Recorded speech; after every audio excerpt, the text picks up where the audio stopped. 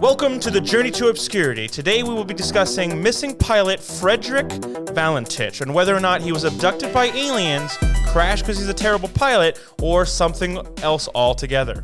And at the end of the video, we're going to be reading the actual transcript from the moment he disappeared.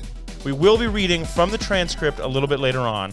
Saturday, October 21st, 1978, 20-year-old pilot Frederick Valentich had disappeared from the face of the earth. Now, he was flying a Cessna 182L, a light aircraft, and he was flying over the Bass Strait to King Island.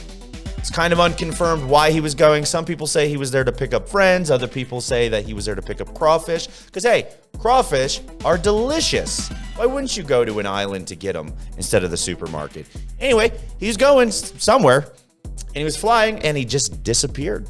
It would be weird to have an experienced pilot crash with no good explanation, but he was far from that. He only had 150 hours of flight time, and he failed his commercial pilot test 5 times. He also had 3 separate citations. One for flying over restricted airspace over Sydney, and 2 other strikes for deliberately flying in the clouds. But who cares? Like, he's Australia. What's he going to hit, a flying fox? Just like some dangerous animal? Also, that makes sense. Can I just say that if I had 150 hours worth of flying time or 150 hours worth of anything, I think I would be a pro. Only 150 hours? Yeah, I could fly a plane in 150 hours. Would you be able to fly across multiple islands at night through the clouds? I could fly a drone in like 2 hours. Why couldn't I figure out a plane in 150 of those motherfuckers? Have you ever flown a drone without crashing?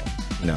Have you ever played a pilot simulator without crashing? Nope. But you think that you could fly a plane? Yeah, I'd ace that shit. Now, Frederick was described as a UFO enthusiast. And I'm going to tell you something. The night he disappeared, there was descriptions of other people that saw UFOs in the sky similar to what Frederick described. Yeah, but those reports only came in after he had already been lost and that information had already gotten out. I mean, like a little bit after.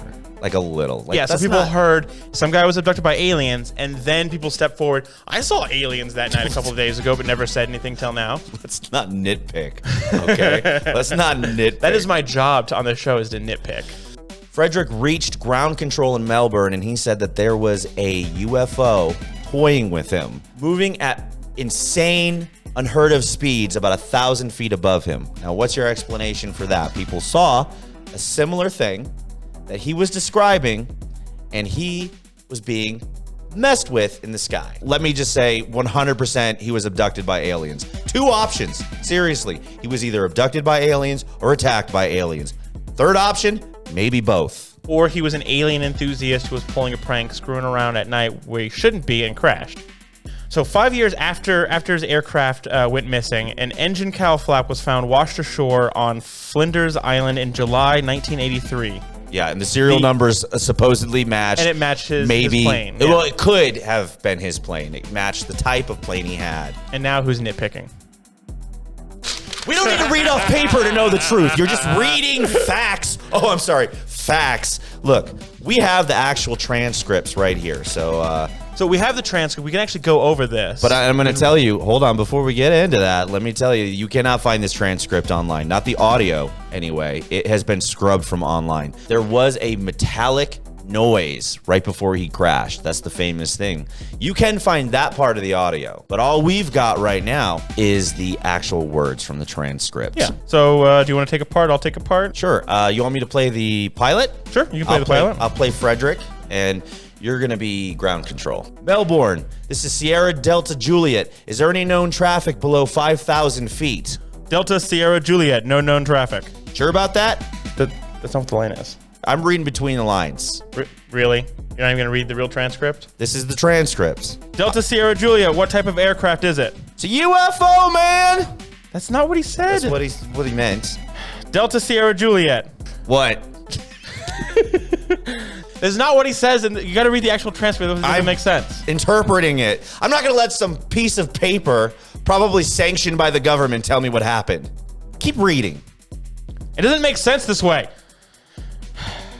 Delta Sierra Juliet, no known aircraft in the vicinity.